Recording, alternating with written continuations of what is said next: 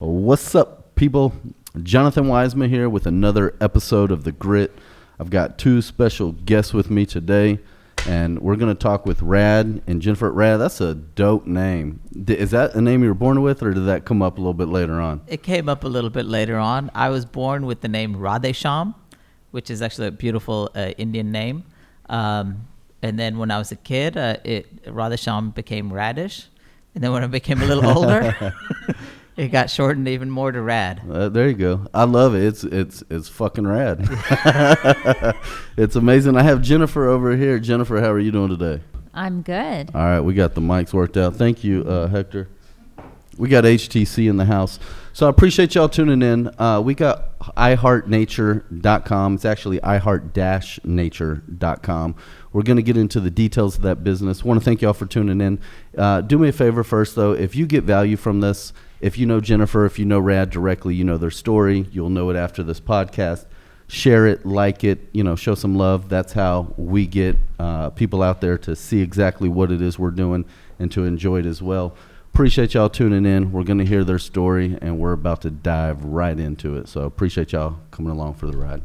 All right, cool. Well, let's go ahead and just jump this off. So I met with you first, Jennifer. We connected online, and you introduced me to iHeart and iHeart Nature, that is, and Rad as well. So I appreciate y'all being here and coming on the show. It's our pleasure. Thank you. I want to hear the story. And I want to hear the background behind it. I've seen some of it online. I've done a little bit of research and found that. But let's just kind of go back to the beginning of it. And before we hear the story, I'd love to hear a little bit about y'all, to know who y'all are and how that lended itself to where we're at today with this product. Sure. So, Rad, I know you're the mastermind behind this. Why don't you tell me a little bit about how this came to be? Sure. So I'm actually an ER physician here in Houston. I'm also a meditation trainer. I'm a meditation trainer for the Heartfulness Institute. So me and our family, we're very much into wellness and holistic wellness, natural wellness. So how I got into this, and this was I never thought I was going to start a business. It just kind of started as a little side hobby. Isn't that how most of them start? Yeah, that kind of, surprised me by how well it just took off. So initially what was happening was my kids kept wanting to do these lemonade stands. And I know the feeling. Every weekend, lemonade stand. And one year we entered into the National Lemonade Day program, and the kids won a award for most charitable entrepreneur. Wow. They raised over $3,000, helped fund a bus for an orphanage that our family sponsors in India. And they felt great about it. I saw that, and that is amazing. How often do y'all do that? Do y'all do that annually? So we stopped doing the lemonade stand, but we continue to support the orphanage. So like a couple of years ago, me and my older daughter went to India. We spent a few days at the orphanage. We took the kids to see Jumanji. We had rented out a theater, and we took all the kids to see Jumanji in India. And we rode in the bus that we helped to sponsor. That's so great. It was awesome. It was a lot of fun. That's a great story. Yeah. And that's kind of where it all came from. It started with that. They kept wanting to do lemonade stands after they won. I was like, look, it is very time intensive to set up a lemonade stand every weekend. We need to figure out something else, you know. But, like with everything that we did, we put our heart into everything that we try to do, So with the lemonade, they put their heart into like perfecting this recipe. Organic syrup, organic sugar, organic lemons, handmade, and it was just an amazing formula. So then we're like, there's got to be something else we could do. We initially thought of bottling lemonade. That didn't go anywhere. Bottled lemonade gets rancid, doesn't taste as good, and is not as good as a fresh made glass of lemonade. Sure. So then we looked into soaps, and the cool thing about handmade soaps is that from the day you make it for a few years, they're just as good as the day they're cut and ready to use. So we let our soaps cure for about 8 weeks, and after 8 weeks, for about 2 years, they're just perfect. They're Gotcha. just like a fresh bar of soap. Cool. Well, we're going to dive into your products for the company, but I want to take it a little step back and go back to your two daughters who worked their little butts off doing lemonade stands. And Hector, if you can jump to that real quick. So where was it? Tell me where this video is. This is when they were setting up their videos and their lemonade stands. Sure. And this is how they were getting ROI and contributing. I think it was, $3,000 they raised to Right. get the bus into India? Yes. Yeah. So this was at our home in Seabrook. We live in Seabrook. So they made this video before they launched the lemonade stand. Gotcha. For the National Lemonade Day. It was a lot of fun making this video and getting this all set up, and it's just a blast. Well, and it was amazing that they were able to, generate so much return so that they can contribute to that. And kudos to them. That's amazing. You're raising some young entrepreneurs there. They were on a mission. Yeah. So at some point it changed from doing lemonades because it wasn't going to have a long shelf life and you really couldn't monetize it the way that you wanted to. So you took it to the next level.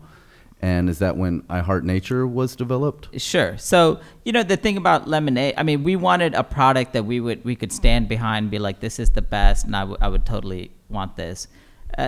Fresh lemonade is great, but bottled lemonade, it just didn't work out, and we weren't happy with the way it would turn out.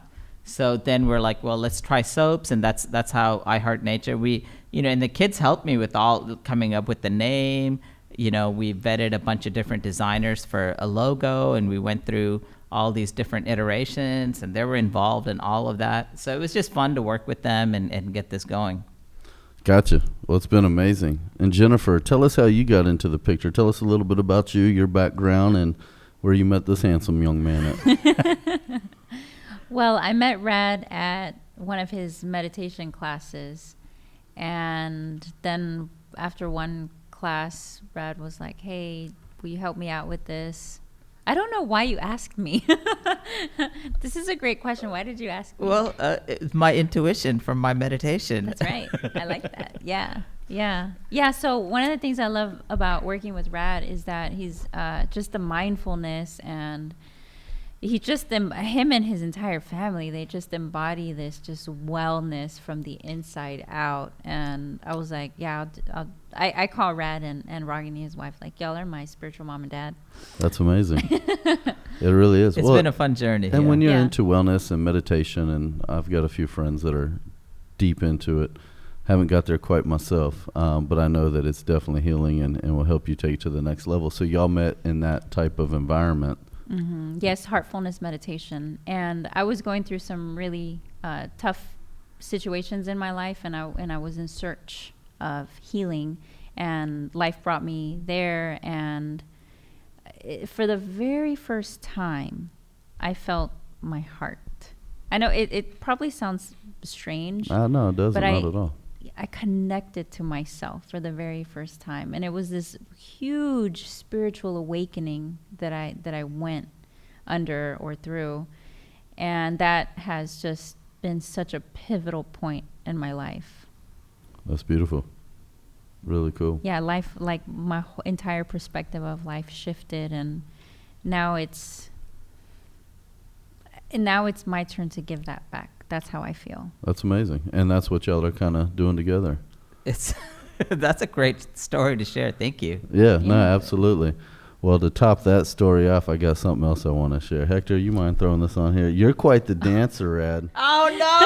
I love it. I'm sorry to break this up. I mean, we were getting emotional there for a minute, but I had to show this. I mean, I did a little bit of research on you, Rad, and you gotta don't wait play for it. around.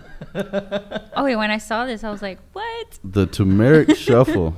Uh-oh.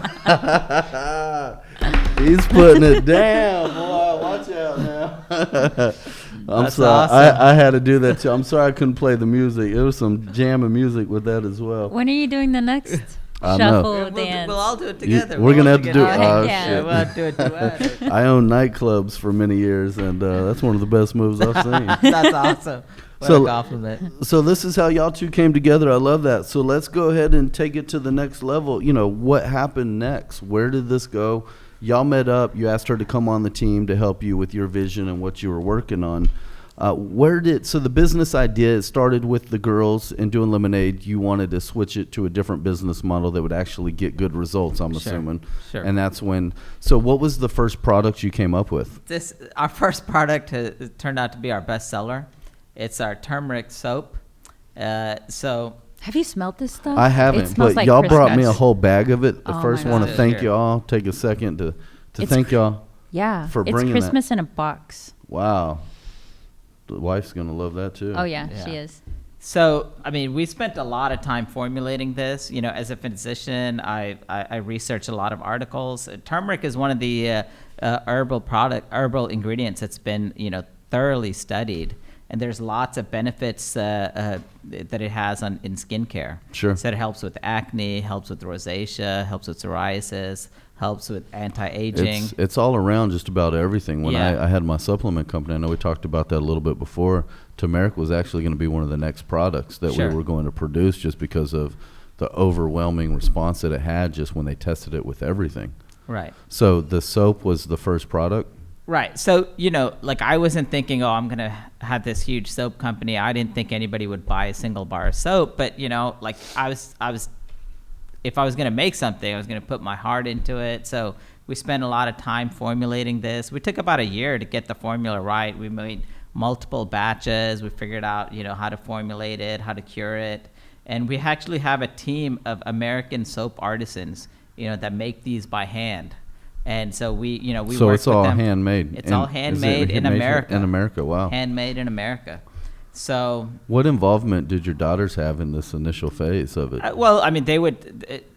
That's a good question. I'm assuming it has to be fun for the family. It's absolutely we'd get around the kitchen table. We'd go through different aromas and be like, okay, how are we going to scent this next soap? How are we going to scent this next product? And we'd go through, and they're like, oh, we don't like this. We want it to be like this. So a lot of the scenting they've really been involved in, and we wanted to make sure all of our products had a pop. Sure. Some people, some brands would have like an unscented soap, and we're like, we're never gonna have an unscented soap. All our products are gonna pop, and we max out the natural aromatherapy in them. There you go. Yeah. Well, that's a good way to find a niche within a niche so Right. that you can offer something that your competitors aren't. And Right. We'll get in a little bit more into the business side of things. So you started with the soap. So yeah, And I this think soap. now yeah. you have a couple different flavors of soap, right? So we have about 6 right now, and we're Okay. working on a few more that will probably release in a few months. So, and you said you were a physician earlier. I'm an ER physician. Yes. So let's talk. And typically what I do is I can assume what the answer is, but I always ask my guest on here, because it's all an entrepreneurship podcast, is, what they went through to get funded, how did they get funded? I'm assuming you had to self-fund it from proceeds from your other business model. Yes. Yeah. So do you feel comfortable sharing with us, roughly or ballpark of what type of investment it was? Other people, that whether they want to get into the soap industry or topicals or just e-commerce, everybody likes to know what people spent, what they invested, how much they got their ass handed to them and wasted money. What was the process like? Because now we see the pretty soap. It smells amazing. I've got my goodie bag. Thank you so much. But let's get into the nitty gritty of it and talk about the hard type shit. Like, how much did you go through financially as well as mentally to get to where you finally were happy with the product? How long did that take? So, I mean, making a batch of soap isn't expensive. So we went through multiple iterations. That wasn't what was costly. And as an ER physician, I had the capital to Sure. To work on this. And I have to pitch the company that I work for right now. Please I work do. at Community Health First ER in Deer Park, Texas, best freestanding ER in the area. Community First. We'll go ahead and drop a little quick link to that down below so people can reach out. We'll leave it in the comments as well. Awesome, thank you. Yeah, appreciate the plug. So, but finding. So from the time you started working with soaps and you decided on that direction, how long did it actually take until you came up with the final product? And part of the reason why I want to know is I want to know personally. I took my daughter, and there's actually a YouTube video or a vlog about it, where we were at a street fest, and there was a company out there, and I guess they can get mad because I forgot the name of it. It's probably a good thing, where they were developing soaps. And I talked to my daughter about it, and she was like, this is cool. It looks fun. I was like, well, baby, instead of slime and getting that shit all over the house and ruining everything. Why don't you make soap? Let's make soap. The wife wasn't on board with that. Right. But yeah, so how long did it take? What was the process to learn how to do that? And from the time you said, all right, let's try this with your two beautiful daughters, to having an actual bar that was usable, how long did that process take? We went through multiple iterations, but probably it took about a year and while we were working on formulating the soaps, we also were working on, the branding, the packaging, and that was probably one of the bigger challenges, is because I didn't know how, like you said, you'd had multiple businesses over the years, right? So you probably have a way of getting a logo and stuff. Sure. The first thing I do is you Google like how to make a logo or something, and the first thing that's going to pop up is Fiverr. You go on Fiverr, spend $5, and you get some, I'm going to say it, shitty logo. Yeah. Yeah. Right? That's probably 10 other people are using. Right. Sure. So we went through multiple iterations, and so what, I paid somebody $5, and I paid somebody $50, and I paid somebody $100, and I was like, I could not put my name behind these. These look horrible. Yeah, it's all about brand reputation. So I'll tell you how I solved the problem. Tell me. So I knew what box company I was going to use. What box company did you use? Your Box Solution. Yourboxsolution.com? Yes. Okay.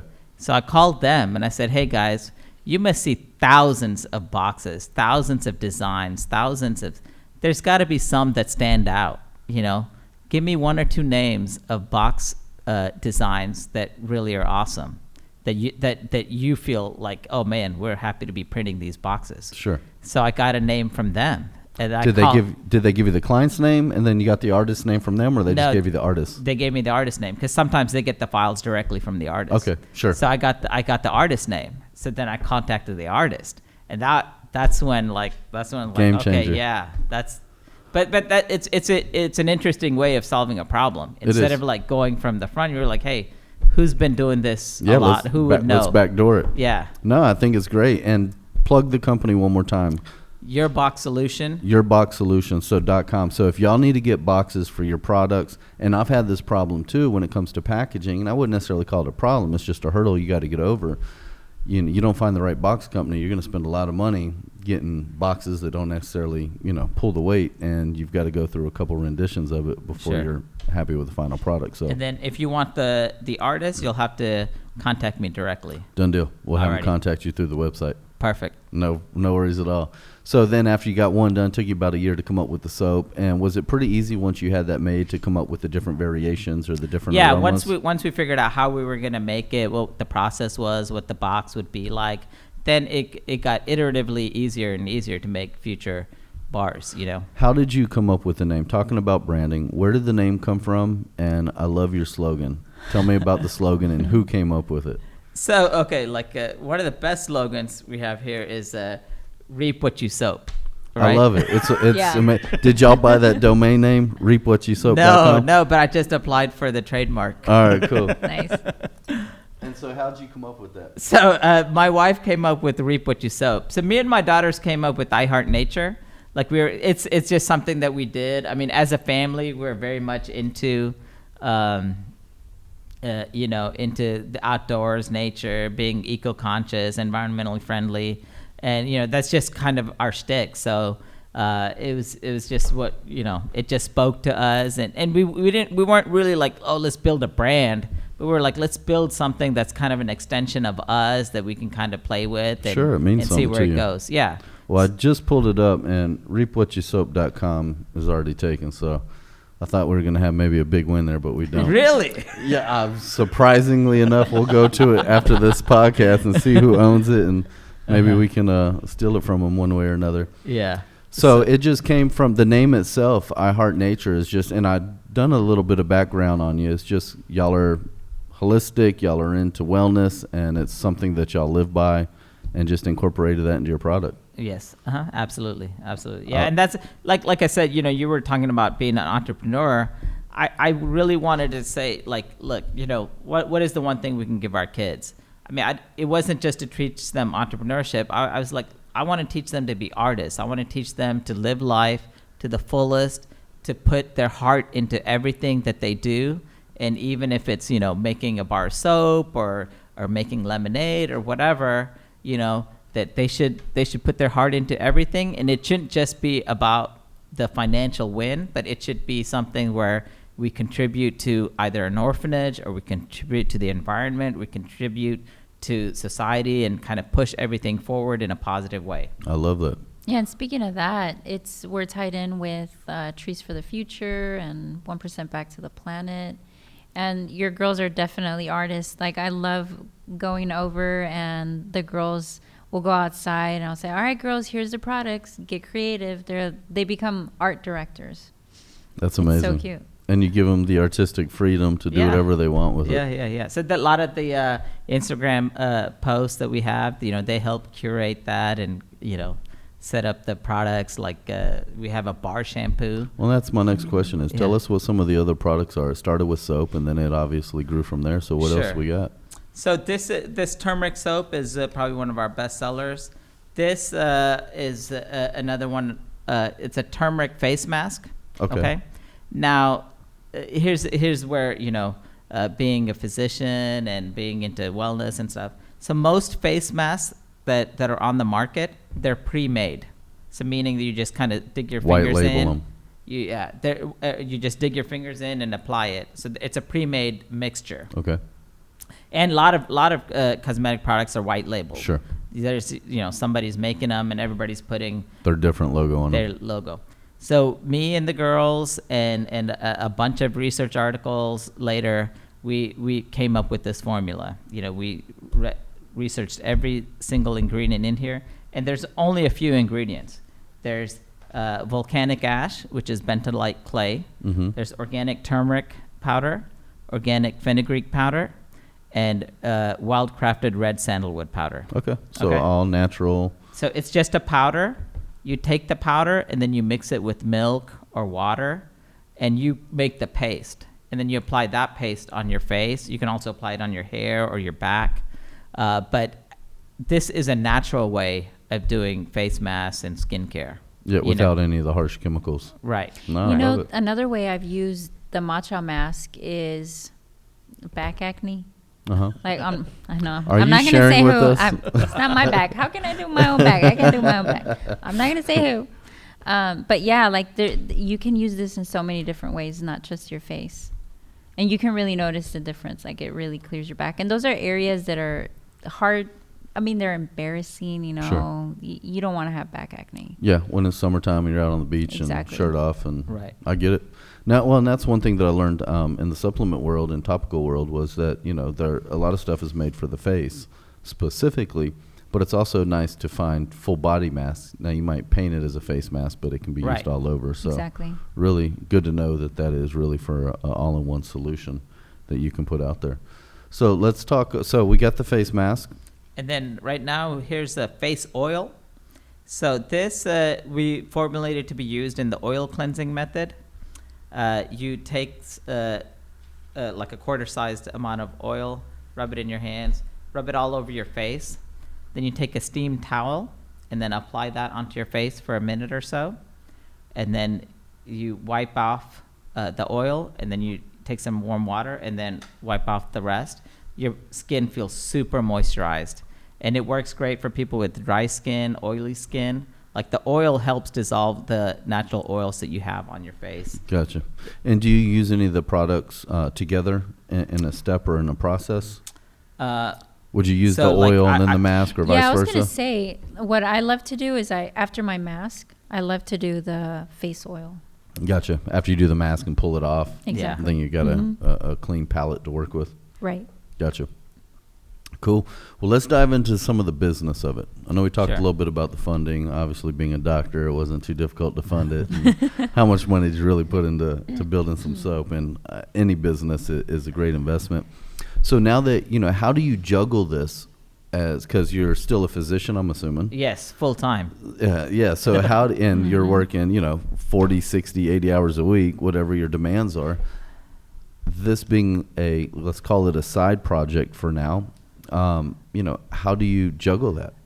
Sure. Like, it started as a hobby. what I've mostly focused on was creating awesome products. And then I didn't know anything about selling it. Sure. Right. So, I figured out how to list it on Amazon, initially I had a janky WordPress website, then eventually moved on to Shopify, which has been pretty awesome. Yeah. Amazon's been awesome for us. There's just so much warm traffic. But for me, like, I didn't know anything about selling on Amazon. I didn't know anything about keywords. I didn't know anything about like ranking for keywords. And so that's like, I think the initial mistakes that I made was probably just a learning curve of like, Sure. Finding the right people to help with the Amazon PPC and stuff like that. But, this is what's been fun for me is learning this whole new language. It really is. Yeah. How long has the iHeart Nature been around? Really, this I would say less than 2 years. Okay, but so it's like, still fairly new. Yeah, so like the first year we're just kind of like trial and error, but this year we've had all our products. We've had a few manufacturing glitches, which I think we'll get all that sorted out by the end of the year. But next year we should be smooth sailing and then just release more products. Gotcha. And do you have that produced here locally in the U.S.? Everything is made here handmade in America. Some things are made in the Midwest. Some things are made a little outside of Houston. Okay. Yeah. Gotcha. And I want to jump into the administrative side of the business, when it comes to customer service, fulfillment, the volume that you're doing. Sure. Do you in-house that or do you contract all that out? How do you handle your customer service related issues? So Jennifer does a lot of our marketing, which she manages our social media, Instagram, Facebook, customer service. We basically have Amazon do all the fulfillment and stuff. So even through the Shopify website, it links to the Amazon and then Amazon fulfills it. Okay. Gotcha. Well, and that's a viable option if you're trying to be 100% automated. And that's great to know for the audience. I always, with my previous companies, I had to in-house everything for our customer service. So you do everything FBA, fulfilled by Amazon? Yes, sir. Uh-huh. So we did a lot of stuff that was merchant filled where we sent it out ourselves. Right. And, that's a good decision that somebody has to make when they get into selling products in e-commerce and marketplaces is, do they want to relinquish all that to Amazon? Right. Which cuts down an overhead with employees Sure. and staff because they handle all the customer service, the shipping, the fulfillment, the returns, the bullshit. Right. I could go on and on.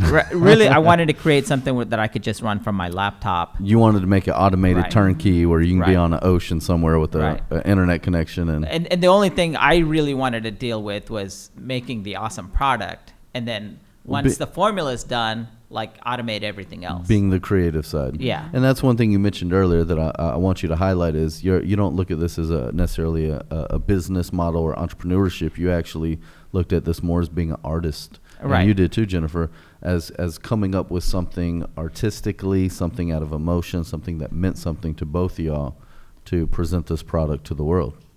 Oh, yeah, we definitely... Well, when Rad hired me on, I was like, all right, I mean, this isn't really, to me, it wasn't really about the soap. It was like, wow, I get to be creative. I get to think out of the box and create videos and create posts. And I really got to learn Adobe Photoshop even more and Adobe Spark. And it was a trial and error. I played around with Canva and just finding my rhythm. And I would send over stuff to Rad, like, hey, what do you think about this? And some of the stuff wasn't great. As you're learning, it's like, oh, it's a learning curve, definitely. Everything is, absolutely. But once you get it, you just fly, and it's so much fun. I think everyone needs a creative outlet. And at that time in my life, that's what I really needed more than anything, just tuning back into my creativity. Gotcha. Well, and being on Amazon, where most of it lives, how do you market it? You mentioned pay-per-click on Amazon earlier. Is there anything else that y'all do, and you being in marketing, what else are y'all doing to bring awareness? Because there are other products out there, and I don't know how saturated the soap market is. I haven't looked into it, but what are you doing to separate yourself, or how do you market that business? How do you get exposure, visibility?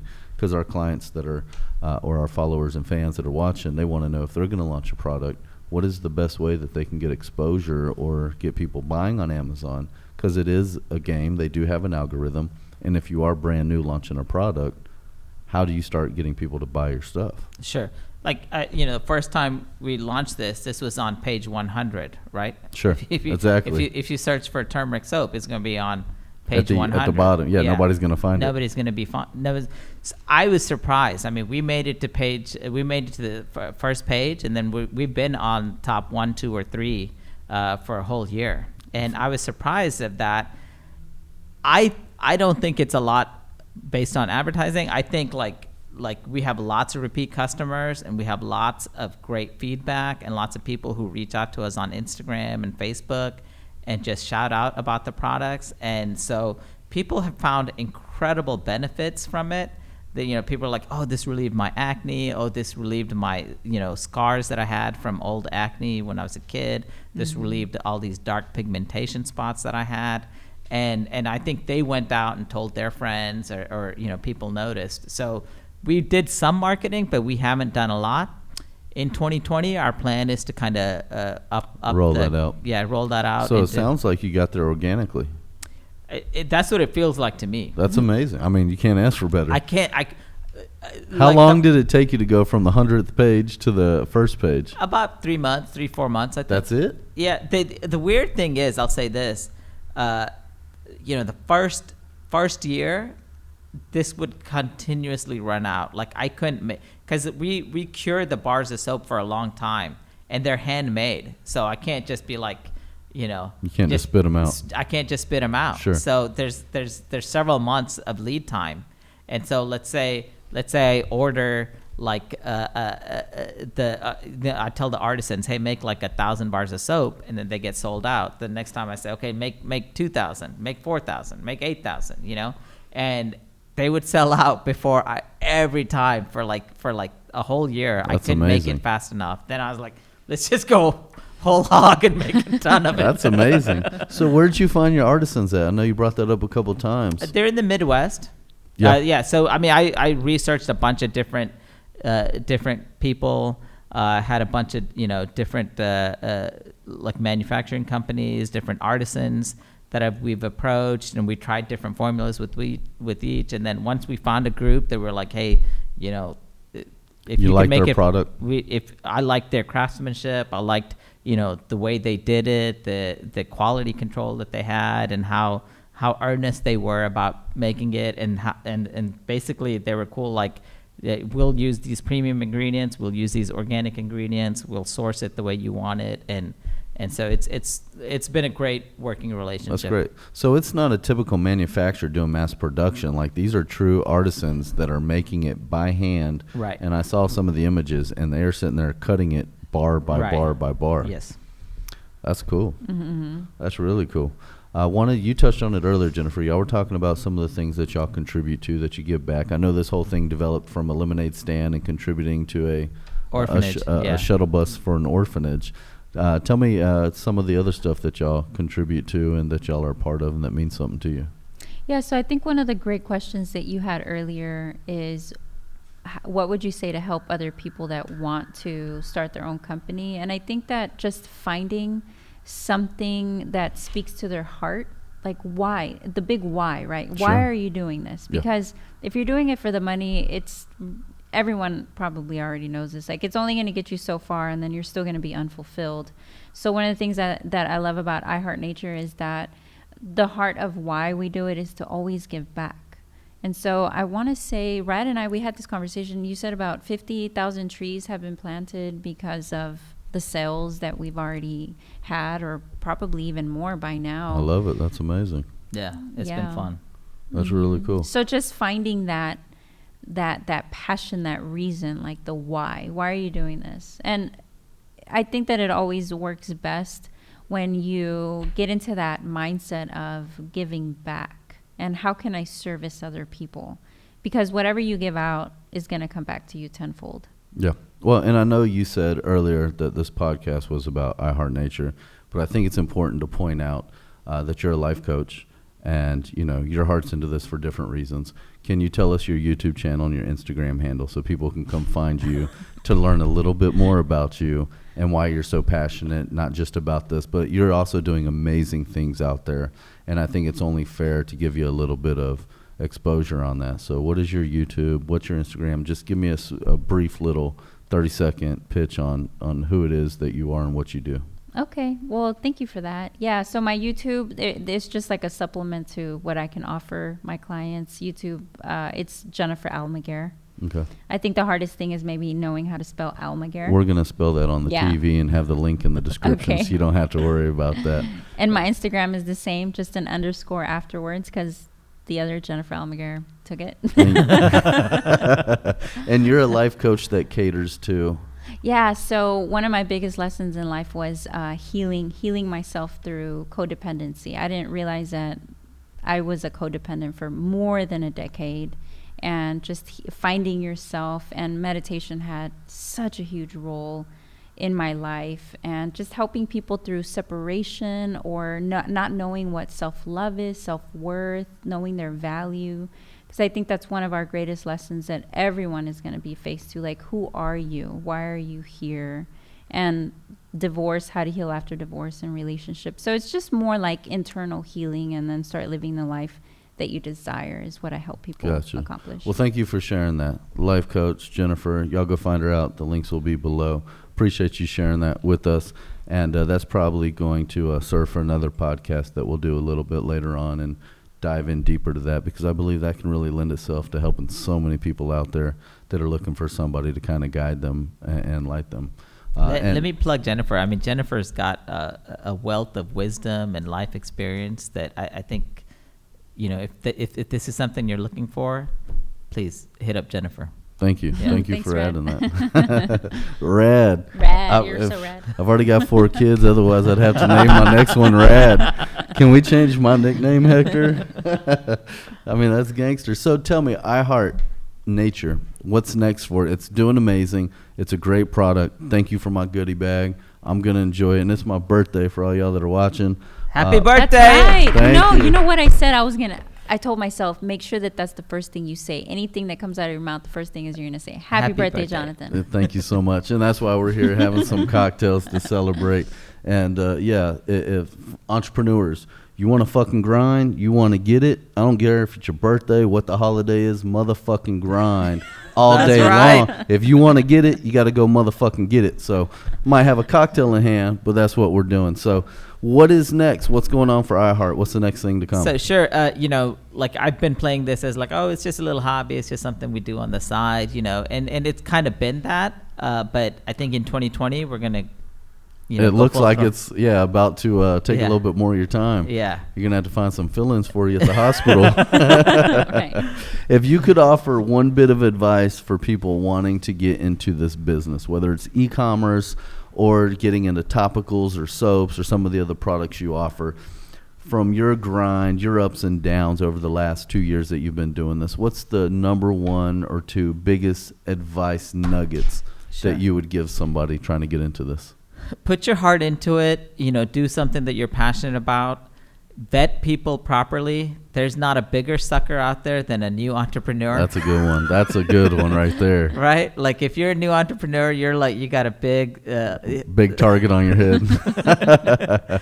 So, you know, just and learn things yourself. Like if you don't know what, like I didn't know what SEO was when I, you know, so, but I learned what it was. I didn't know what Amazon PPC was. I didn't know how to rank keywords. If I just let somebody else do it, I don't think you got to kind of know a lot of these things, or at least the basics of it, so that when you do go look for vendors to manage these things for you, you can speak their language and not be taken advantage of. So That's beautiful. I think That's perfect. Well, I appreciate you contributing. And I appreciate y'all coming on the show. Jennifer, Rad, iHeartNature.com. The links are below. I appreciate y'all tuning in. Appreciate y'all hearing the story. If you did get value from this, I know you had to have. Please leave a comment, share this. Make sure you subscribe to the podcast and leave a review. Appreciate y'all tuning in. I'm Jonathan Wiseman. This is The Grit, and we'll see you on the next one. Take care, guys.